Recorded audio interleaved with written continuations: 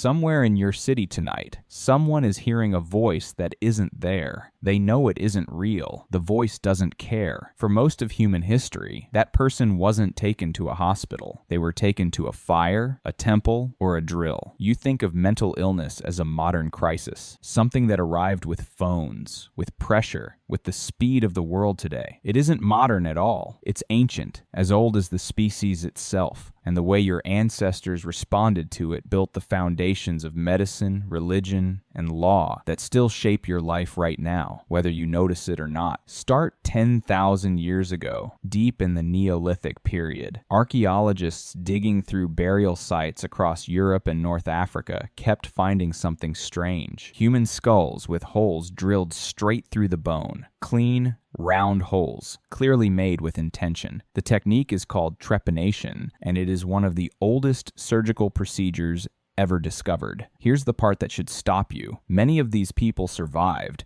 Bone regrowth around the holes proves their bodies kept living for years afterward. Someone held a sharpened stone against a living person's skull and ground through it on purpose, and the patient walked away. Why would anyone do that? Researchers studying these skulls believe the procedure targeted people showing symptoms we would now recognize as seizures, severe head trauma, or psychosis. The logic wasn't random cruelty, it was a theory. If a person's behavior had changed violently, something must be trapped inside the skull. Pressure, a spirit, a demon clawing at the inside of the bone. Drill a hole, let it escape. Watch the person return to themselves. It sounds horrifying to you now, but look at what it actually represents. It's a wrong theory, applied with real surgical skill, built on a real attempt to explain suffering with a physical cause and a physical fix. That impulse never disappeared from the human mind. It just slowly became more accurate. Move forward to ancient Mesopotamia, roughly 4,000 years ago. Clay tablets recovered from the region describe a condition the Babylonians called hand of a god, and in other cases, hand of a ghost. A person stops sleeping, begins speaking to people who aren't in the room, forgets their own name, their own family, their own life. The Babylonians didn't separate mind from spirit the way you do today. To them, a god or a restless ghost could reach directly into a person's thoughts and rearrange them. So the cure wasn't medical in any sense you'd recognize. It was an exorcism, performed by a priest rather than a physician. Incantations recited over the patient, specific rituals repeated for days, herbal treatments layered on top, almost as an afterthought. Here's what should genuinely surprise you. The Babylonians kept meticulous written records of symptoms, hallucinations, violent mood swings, memory loss, periods of mania followed by collapse. They were observing real, consistent patterns in human behavior with real precision, the same patterns clinicians chart today. They simply explained those patterns using the only framework available to them, the supernatural. Wrong cause. Disturbingly accurate observation. The ancient Egyptians took the explanation somewhere even stranger. The Ebers Papyrus, written around 1500 BCE, describes a condition affecting the heart and uterus that produces mood disturbances, specifically in women. Egyptian physicians believed the uterus was not fixed in place. They believed it could physically wander through the body, drifting upward, pressing against other organs, disrupting them as it moved. This idea should have died with Egyptian medicine. It didn't. The Greeks inherited it nearly 2,000 years later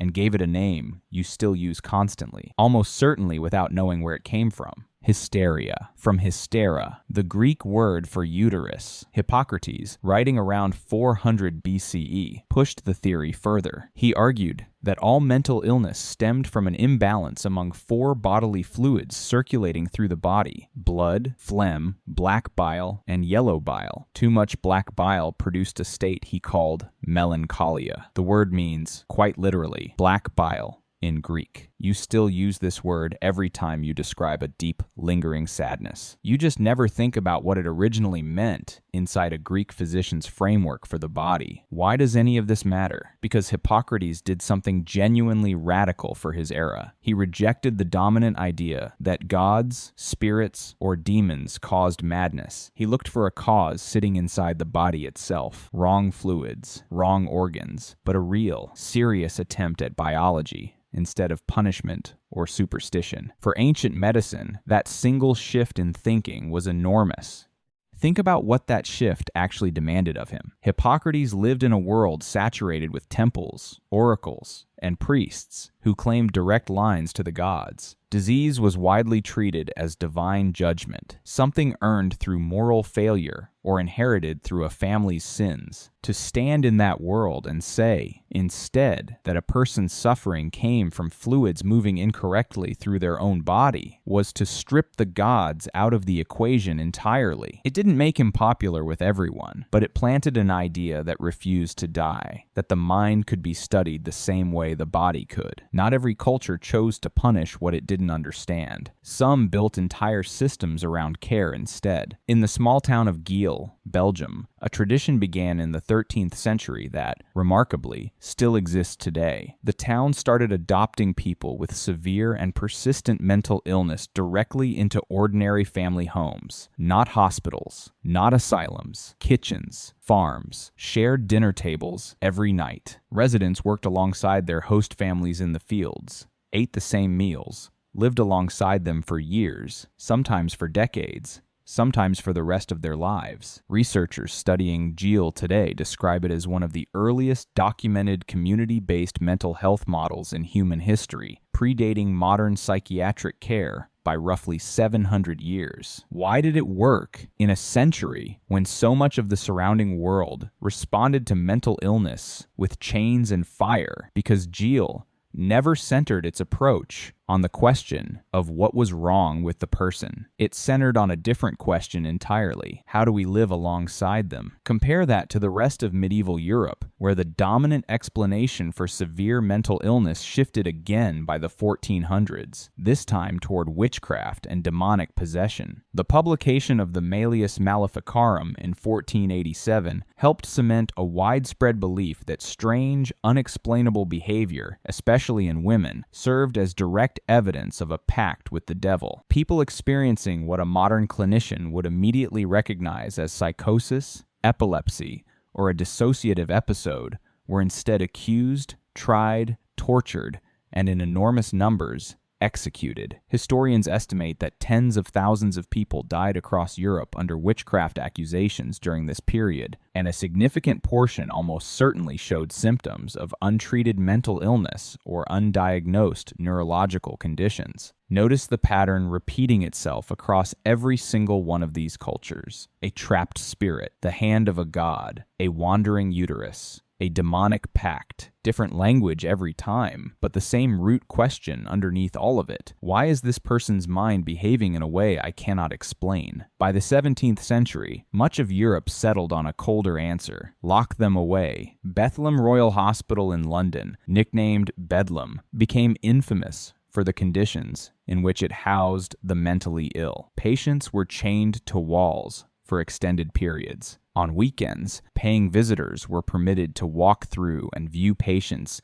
as a form of entertainment. The word bedlam entered the English language as a permanent synonym for chaos and disorder. That's not a coincidence sitting at the edge of history. That's a direct linguistic fossil, still in your vocabulary today, of how an entire society once treated people it simply couldn't understand. But something genuinely shifted at the end of the 18th century. A French physician named Philippe Pinel took charge of the Bicêtre Hospital in Paris in 1793. He did something almost nobody expected. He removed the chains, literally, physically, patient by patient. Pinel argued against enormous resistance that patients improved when treated with dignity, fresh air, and consistent routine rather than restraint, punishment, and public humiliation. His approach, later named moral treatment, spread across hospitals in Europe and America within just a few decades. This is the hinge point in the entire story, the exact moment madness started becoming something to treat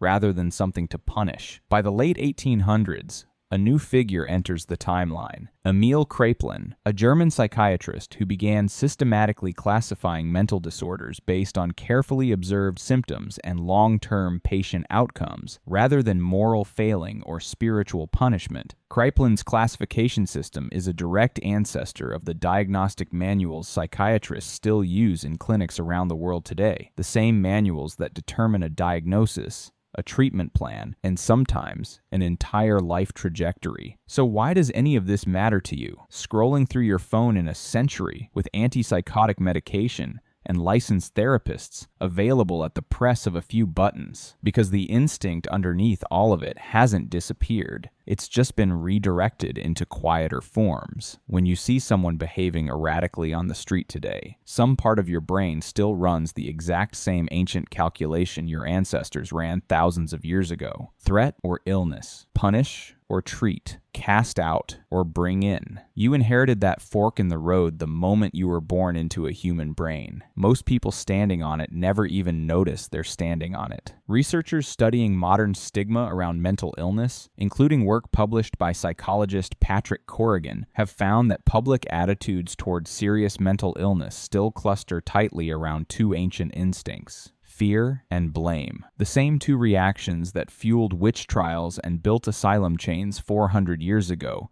remain clearly measurable in surveys conducted within the last few years. That's the real twist hiding underneath this entire story. You didn't escape the history. You're living directly inside its echo every single day, often without realizing it. Every time a society decides whether to fund mental health care or quietly defund it, whether to treat addiction as a disease or punish it as a choice, whether to listen to a person in crisis or immediately call them dangerous, it's replaying a decision humans have been making since someone first picked up a sharpened stone and aimed it at a living skull. The tools have changed enormously across 10,000 years. Trepanation became Hippocratic theory. Hippocratic theory became exorcism. Exorcism became asylums. Asylums became Pinel's reforms. Pinel's reforms became Kraepelin's classifications. Kraepelin's classifications became the modern science of psychiatry you have access to right now. But the question sitting underneath every single one of those shifts has never changed.